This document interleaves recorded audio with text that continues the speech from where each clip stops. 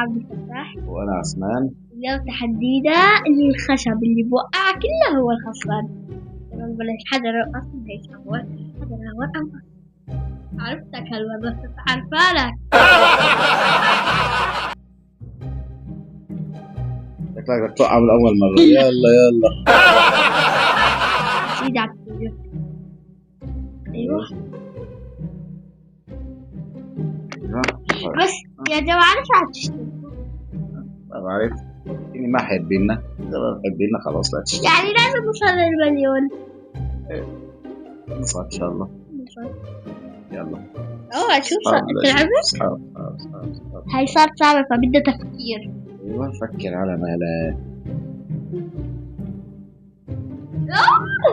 يا جماعة أنا أسحب من تحت ما أسحب من فوق بحياتي. شوف ثبت له إياه على وحدة. شوف مين بده يسحب. صار 1 2. أوه يا جماعة. دينا. ممنوع تسحب من فوق.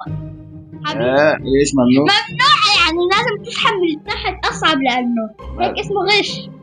هيك عم تغش. أنا منين بدي بسحبها؟ سحبتها. أنت قاعد بغش لأنه. شوف أنا تركت لك إياها على نقزة. أوه ماي جاد يا جماعة. أوه ماي جاد يلا. إذا وقعت أنا بدأت أنت بتخسر لأنه أنت سحبت أول. لا. إذا وقعت هلا مالي دخل. زكي. لا إذا وقعت هلا ما دخل. إذا وقعت هلا بس إذا أنت عم تسحب وقعت خلاص خسرت. يلا تفضل اسحب ما وقعت. يا جماعة أنا كسبانة كثير لازم هلا أكسب عشان برشلونة يكسب معه. لازم جماعة برشلونة كلها يتابعوا. إيه وصلنا للمليون لأنه الرقم 10 يعني 10 مليون. وريال مدريد يتابعوني. شوف 10 مليون رقم 10 لامين يامال. يا حرام بدي أسحب. ما بعرف منين بدك تسحب. أصعب لي حالة بسحب لك.